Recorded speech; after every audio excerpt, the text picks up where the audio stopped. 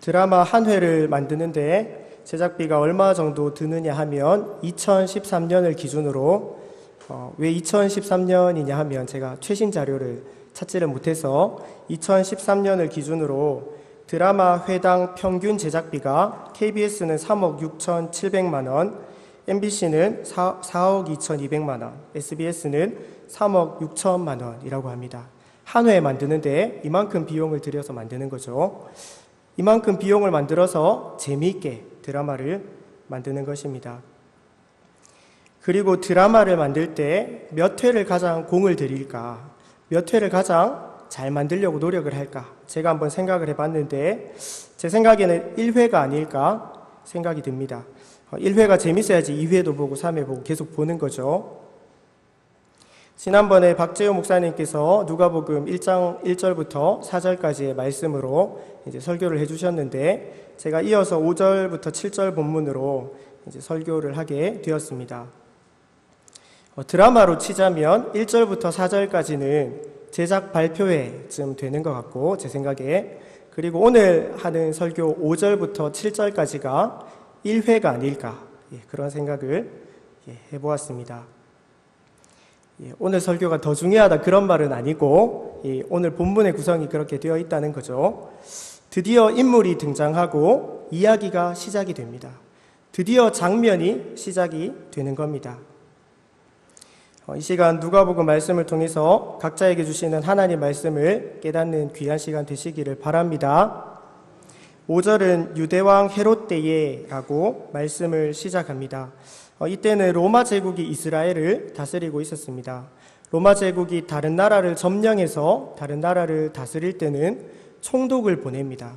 총독을 보내서 대신 다스리게 했습니다. 그런데 유대 민족에게는 여러 가지 이유 때문에 자치권을 주었습니다.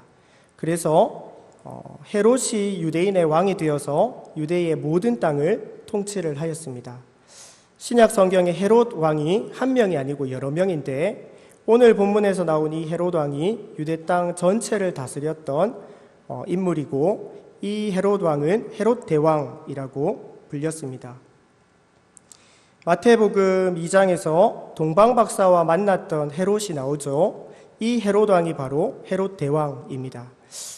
이 헤롯 대왕이 동방박사를 만나서 2살 밑으로 되는 2살 이하의 사내아이를 다 죽이라 이 명령을 했던 왕이 헤롯 대왕입니다.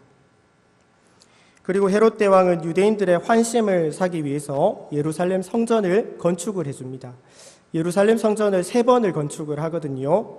솔로몬이 한번 건축을 하고, 그리고 남유다가 멸망을 할 때 성전이 다 회파되었다가 포로 귀환 세대가 학개스가랴와 함께 2번째 성전을 재건을 합니다. 근데 이 2번째 성전이 첫 번째 솔로몬 성전에 비하면 굉장히 초라한 거예요. 그래서 헤롯 대왕이 46년에 걸쳐서 예루살렘 성전을 새로 건축을 해줍니다. 그래서 예루살렘 성전을 헤롯 성전이라고 부릅니다. 헤롯 대왕이 죽을 때 3명의 아들에게 유대 땅을 나누어서 다스리라고 유언을 하는데 로마에서 이 유언을 인정을 해줍니다. 그래서 3명의 아들인 아켈라오, 안디바, 빌립 이 3명의 아들이 유대 땅을 나누어서 다스리게 됩니다. 땅을 나누어서 다스린다고 해서 이 인물들을 분봉왕이라고 부릅니다. 그 분자가 나눌 분자이죠. 아켈라오는 사마리아와 유대 지역을 다스리게 되고 안디바는 북쪽의 갈릴리 지역을 다스리게 되고 빌립은 북동쪽 지역을 다스리게 됩니다.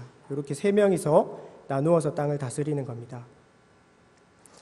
아켈라오는 마태복음 2장 22절에서 딱 한 번 등장을 하는데 헤롯 대왕이 2살 이하의 사내아이를 다 죽이라고 하니까 명령할 때 요셉과 마리아가 아기 예수님을 데리고 애굽으로 피신을 하죠.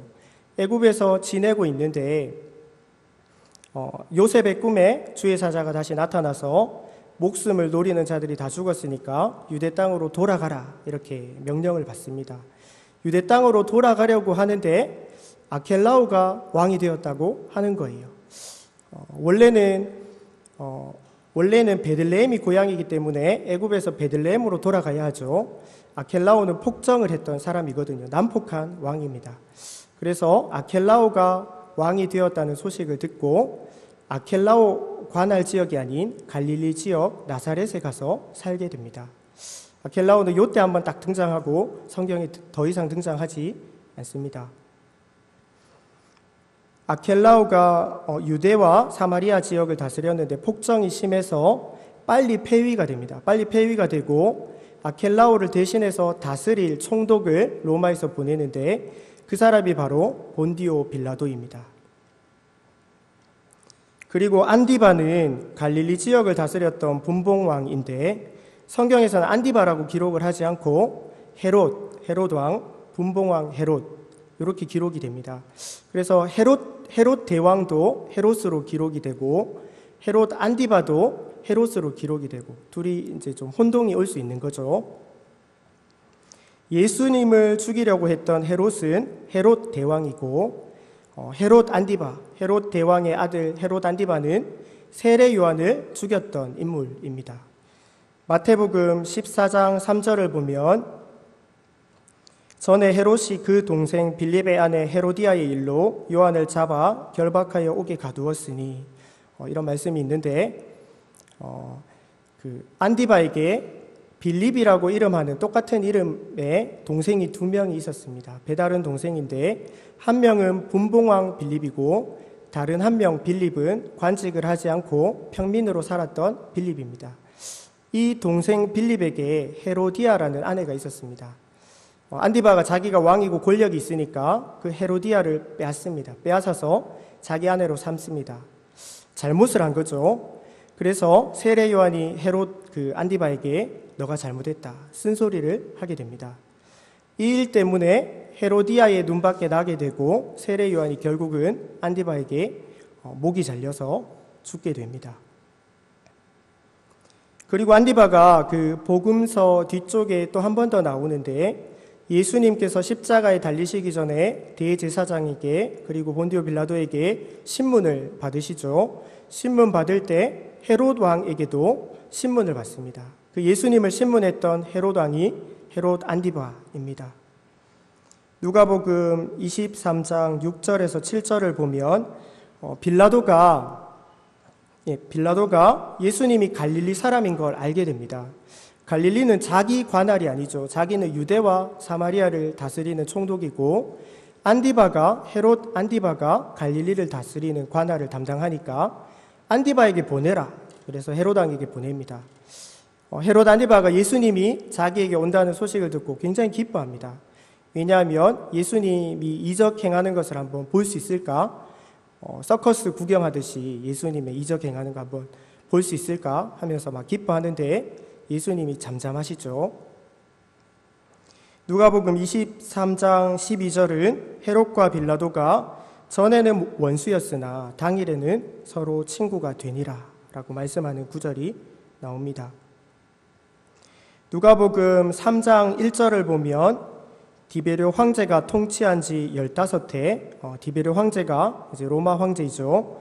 15년이 될 때 본디오 빌라도가 유대 총독으로 원래 아켈라오가 다스리다가 유대 지역을 이제 본디오 빌라도가 다스리게 되고 헤롯이 갈릴리의 분봉왕으로 이 헤롯이 바로 안디바입니다. 헤롯 대왕의 아들 안디바.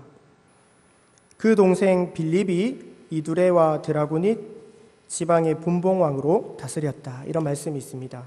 분봉왕 빌립은 요때 한번 딱 나오고 그 다음에 성경에서 나오지 않습니다. 그리고 사도행전 12장에 가면 헤롯 왕이 한 명 더 나옵니다. 이 헤롯 왕은 야고보 사도를 죽인 왕이죠. 이 헤롯 왕은 누구냐 하면 헤롯 대왕의 손자입니다. 헤롯 대왕의 손자 헤롯 아그리빠입니다.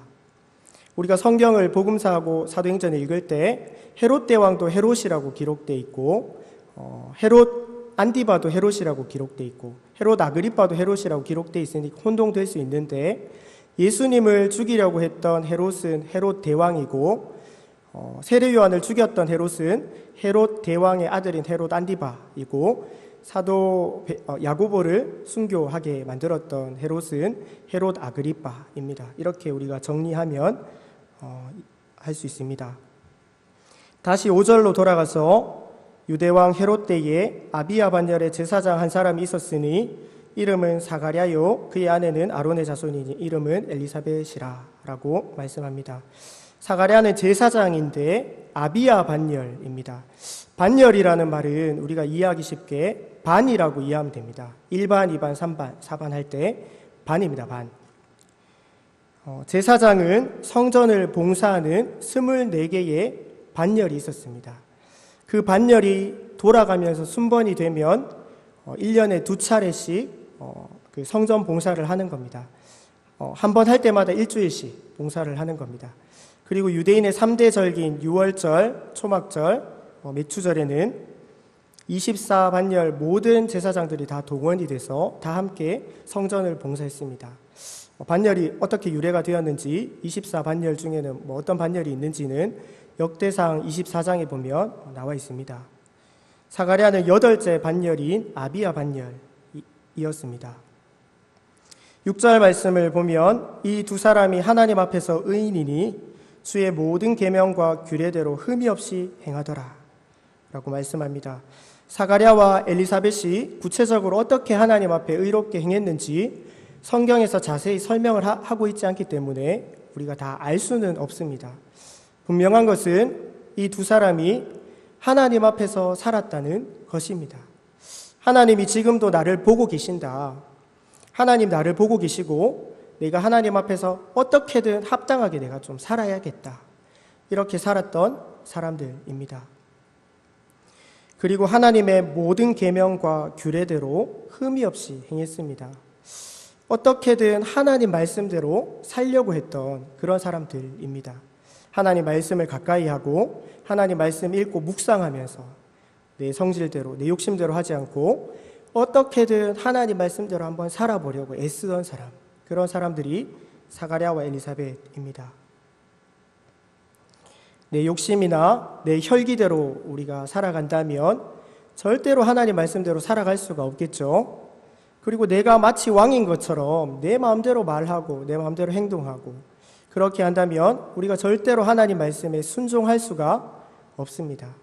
사가랴와 엘리사벳은 하나님을 왕으로 모시고 겸손하게 하나님의 뜻을 가까이 하고 하나님 뜻대로 어떻게든 한번 살아보려고 애를 쓰고 몸부림을 치는 그런 사람들이었습니다. 이런 사가랴와 엘리사벳을 하나님께서 의인이라고 인정하시는 겁니다. 하나님이 안 좋아하실 리가 없겠죠. 헤롯 왕과 사가랴와 엘리사벳이 대조가 됩니다. 헤롯 왕이 유대인의 왕이었죠. 자기가 타이틀이 유대인의 왕이니까 진짜 자기가 유대인의 왕인 줄 아는 거예요. 유대인의 왕은 자기가 아니죠. 실제로 왕은 하나님입니다. 하나님이 유대인의 왕입니다. 헤롯은 겸손하게 하나님을 왕으로 모시고 로마 황제에게만 충성을 다하는 것이 아니고 하나님에게 충성을 다하고 하나님의 뜻을 헤아려서 다윗이 그렇게 살았죠. 성전만 그냥 흉내내서 지을 뿐만 아니라 다윗처럼 하나님을 진짜 왕으로 모시고 그렇게 자기가 왕 역할을 했어야 되는데 그렇게 하지 않는 겁니다. 자기 마음대로 행동하는 겁니다. 그래서 실제로 예수님, 왕이신 예수님이 이 땅에 오셨는데 자기가 계속 왕 노릇하고 싶어서 예수님을 제거해라 이렇게 명령하는 겁니다. 우리도 마찬가지죠. 우리도 성질나고 죄 지을 때 어떻게 합니까? 우리 마음 속의 중심에서 우리의 의식 속에서 하나님을 없애버립니다. 하나님이고 뭐고 말씀이고 뭐고 지금 성질나는데 하나님 멀리하고 예수님 멀리하고 원리는 똑같습니다. 헤롯 왕처럼 하나님을 나에게서 제거해버리고 내 마음대로 내가 왕인 것처럼 내 마음대로 막 멋대로 행동하는 겁니다. 헤롯이 세상적으로는 힘있고 높은 사람일지는 몰라도 하나님은 헤롯에게 주목하지 않습니다. 오늘 본문을 보면 헤롯 잠깐 언급하고 사가랴와 엘리사벳을 주목합니다. 세상적인 성공으로 하나님께 절대로 인정받지 못합니다. 돈 많이 벌고 높은 지위에 올라가고 힘 있는 사람이 되는 것, 하나님 이런 것에 별로 관심이 없습니다. 우리가 관심이 많을 뿐입니다. 우리가 그런 데 관심이 많지. 그래서 하나님께 또 복이라도 좀 받아가지고 세상적으로도 잘 되려고 우리가 그런 데 관심이 많지. 하나님은 그런 것 거들떠 보지도 않습니다. 하나님은 궁전에서 떵떵거리는 헤롯이 아니라 산골 마을에서 겸손하게 하나님을 섬기는 제사장 부부인 이 두 사람에게 주목하시고 하나님의 역사를 이루어 가시는 것입니다. 우리는 어떻게든 하나님 앞에서 살아야 합니다. 하나님 보실 때 지금도 하나님께서 나를 보고 계시는데 내가 하나님 앞에서 어떻게든 합당하게 좀 살아봐야겠다. 이런 마음으로 우리는 어떻게든 하나님 앞에서 살아야 합니다. 어떻게든 하나님 말씀 붙들고 말씀 읽고 묵상하면서 하나님 뜻대로 살려고 우리가 애를 써야 합니다. 이렇게 할 때 하나님께서 우리를 주목하시고 우리를 통해서 하나님의 역사를 이루어 가시는 것입니다. 7절은 엘리사벳이 잉태를 못함으로 그들에게 자식이 없고 두 사람의 나이가 많더라 라고 말씀합니다. 그런데 이상한 점은 하나님 앞에 의인이었던 사가랴와 엘리사벳에게 자녀가 없다는 것입니다. 뿐만 아니라 이 두 사람은 나이가 많았습니다. 미시나라는 유대 문헌을 보면 나이가 많다고 하면 60세가 넘는 사람을 뜻한다 이런 내용이 있는데 60세가 넘을 만큼 이 두 사람이 나이가 많았습니다. 누가복음 1장 36절을 보면 엘리사벳이 임신할 수 없을 만큼 늙었다. 이제 불임이 된 거죠. 그만큼 늙었다고 말씀합니다. 하나님은 의로운 사가랴와 엘리사벳에게 왜 자녀를 안 주시는 걸까요? 13절을 보면 천사가 세례 요한을 만나서 사가랴를 만나서 아들을 낳을 것이다. 이 이야기를 전하는데 네가 간구한 것이 하나님 응답하셨다. 이런 말씀을 하십니다. 사가랴와 엘리사벳이 기도를 안 한 것이 아닙니다. 자녀를 원하지 않은 것이 아닙니다. 자녀를 원하고 있고 기도도 하는데 하나님께서 자녀를 안 주시는 것입니다. 1년, 2년, 5년, 10년 동안 안 주시는 것이 아니고 엘리사벳이 늙어서 불임이 될 때까지 이제 임신 못할 때까지 자녀를 안 주시는 것입니다. 우리도 가족이나 친척 중에 가까운 사람 중에 임신이 늦든지 아니면 불임이든지 자녀가 늦어서 이렇게 마음고생 하시는 분들 한 명씩 다 있으시죠. 저도 막내 고모가 10년 만에 자녀를 낳았고 또 저희 누나도 얼마 전에 출산을 했는데 3년 동안 임신이 안 돼가지고 마음고생을 많이 했습니다. 당사자만 마음고생하는 것이 아니죠. 같이 주위에서 가족들이 기도도 해주고 자녀를 함께 기다립니다. 그래서 우리가 간접적으로나마 우리가 엘리사벳과 사가랴가 얼마나 자녀가 안 생겨서 힘들었을지 마음을 한번 이해할 수 있습니다. 사가랴와 엘리사벳이 자녀가 없어서 얼마나 오랫동안 고통을 겪었을지 짐작할 수 있습니다. 하나님은 왜 의로운 사가랴와 엘리사벳에게 자녀를 주시지 않을까요? 하나님은 왜 의인에게 고난을 주실까요? 이것은 사가랴와 엘리사벳의 고민이고 그리고 우리의 고민입니다. 우리가 어떻게든 하나님 앞에서 좀 잘 해보고 싶은데 또 하나님 뜻대로 어떻게 한번 잘 살아보고 싶어서 애를 쓰는데도 우리에게 원치 않은 문제가 다가오기도 하고 고난을 겪기도 하는 겁니다. 우리가 간절히 하나님 앞에 기도를 하는데도 기도가 잘 응답이 되지 않는 것 같은 겁니다. 하나님 왜 이렇게 의인에게 고난을 주실까요? 아무리 고민해도 알 수가 없습니다. 우리는 고난의 이유를 아무리 고민해도 알 수가 없습니다. 오늘 본문 제가 이제 정한 본문이 7절까지인데 7절 밑으로 손을 가리고 한번 고민을 해보시겠어요? 우리가 그 뒤에 내용 모른다고 생각하고 절대로 알 수가 없습니다. 단지 하나님께 더 매달리고 우리가 기도하고 하나님을 더 의지하고 이렇게 할 수밖에 없는 겁니다. 그런데 8절 이하의 내용을 보면 하나님께서 결국 자녀를 주시죠. 세례 요한을 자녀로 주십니다.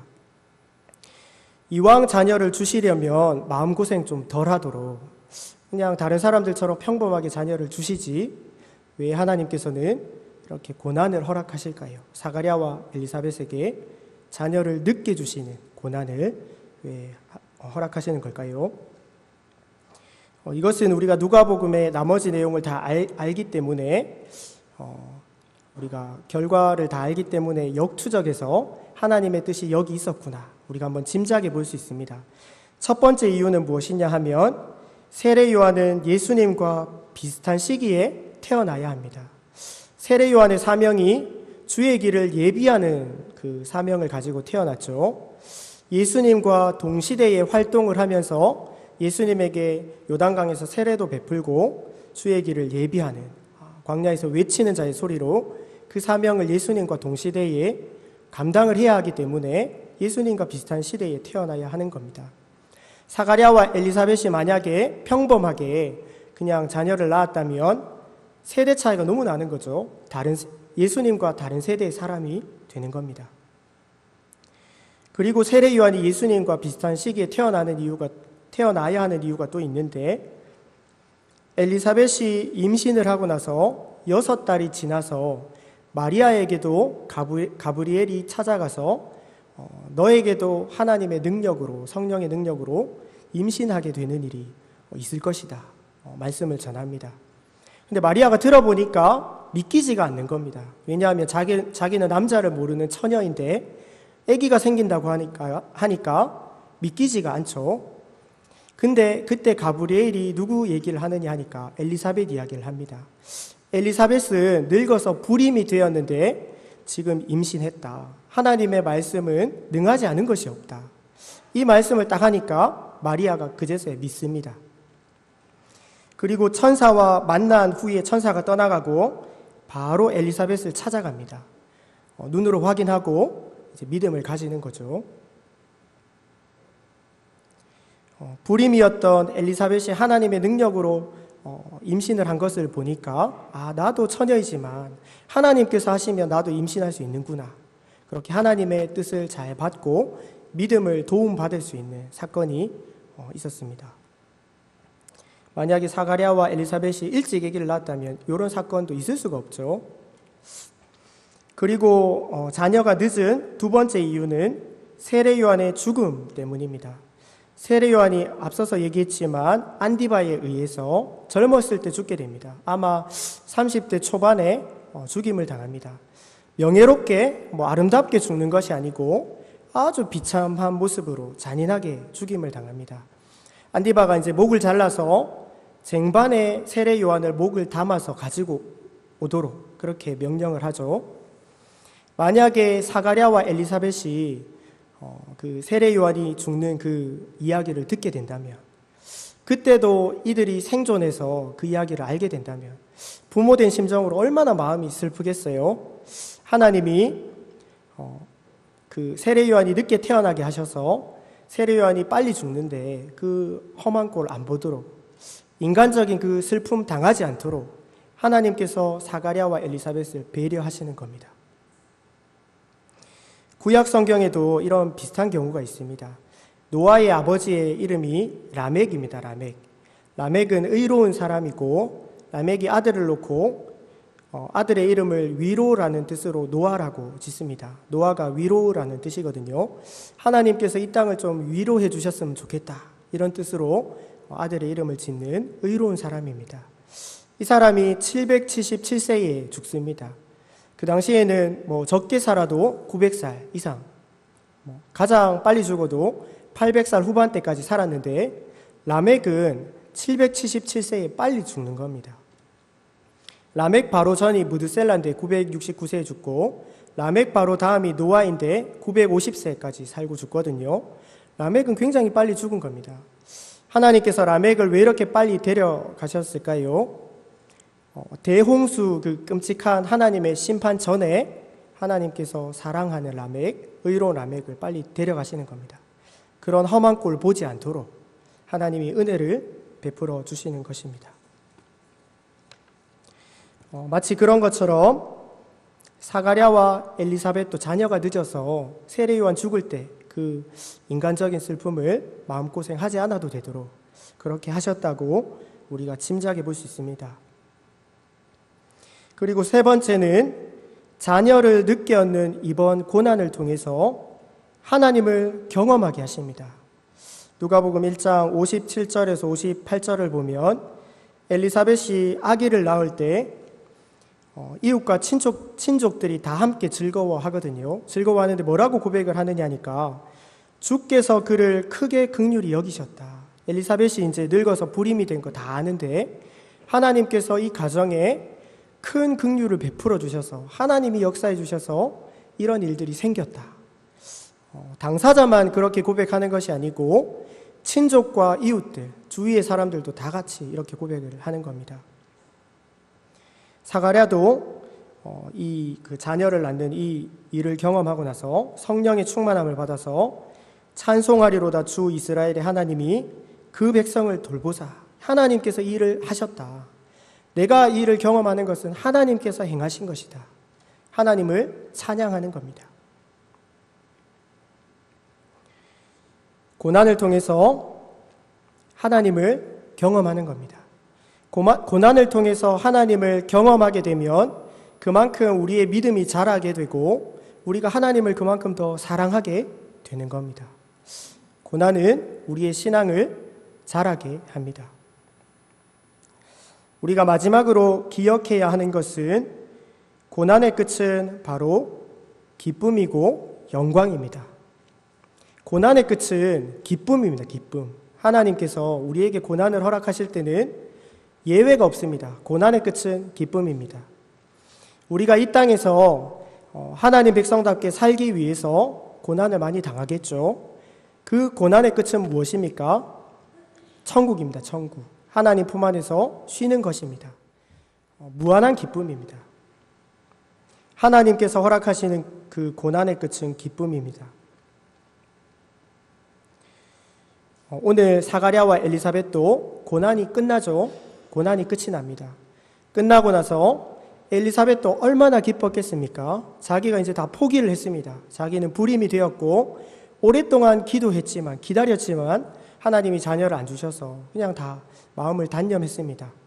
하지만 자녀를 주신 겁니다. 얼마나 기뻤겠습니까? 주위 사람들도 다 기뻐하는 겁니다. 사가랴도 너무 기쁘니까 속에서 찬양이 터져 나오는 겁니다. 찬양은 기쁨이죠, 기쁨. 하나님께서 허락하시는 고난의 끝에는 기쁨입니다. 요셉도 그랬고 노아도 그랬고 욥도 마찬가지입니다. 하나님께서 허락하시는 고난의 끝에 기쁨이 있었습니다. 우리가 다 같이 한번 따라하겠습니다. 한 번도 안 해봐가지고 조금 웃음이 났습니다. 제가 하면 따라하겠습니다. 고난의 이유를 밝히려고 하면 미궁에 빠지지만 하나님께 매달리면 믿음이 자랍니다. 고난의 이유를 밝히려고 하면 미궁에 빠집니다. 우리가 원망이 납니다. 남 탓을 하게 됩니다. 하나님께 섭섭해집니다. 하지만 고난을 만났을 때 하나님 더 의지하게 되면 하나님 더 붙들고 더 의지하게 되면 믿음이 자라고 왠지 모르지만 소망이 생기고 평안이 밀려오고 기쁨이 생기고 왠지 괜찮고 믿음이 생기는 것입니다. 제가 어디 읽은 말이 아니고 제가 살아보니까 그렇더라고요. 제가 고민해보니까 그렇더라고요. 말씀을 정리하면 우리는 어떻게든 하나님 앞에서 살고 하나님 뜻대로 살려고 애를 써야 합니다. 이것은 기본입니다. 기본. 이렇게 해야지 하나님이 우리를 의롭다고 인정을 해주십니다. 우리는 어떻게든 내 성질과 내 혈기를 내려놓고 하나님 뜻대로 한번 살아봐야겠다. 이렇게 애를 써야 합니다. 이것이 기본입니다. 우리가 이렇게 하나님 앞에 잘하려고 하지만 고난을 만날 때가 있습니다. 하지만 고난을 통해서 하나님을 경험하게 됩니다. 그때 믿음이 자라는 것입니다. 하나님께서 우리에게 고난을 허락하시는 것은 우리의 믿음을 자라게 하시는 겁니다. 믿음이 자라고 자라서 결국은 저 천국에 들어가게 하시는 것입니다. 그리고 고난의 끝은 기쁨입니다. 예외가 없습니다. 하나님께서 허락하시는 고난의 끝은 기쁨입니다. 우리가 이것을 믿고 붙들고 고난을 만날 때에도 승리하는 우리 모든 성도님들이 되시기를 바랍니다. 우리 다 같이 찬양하겠습니다.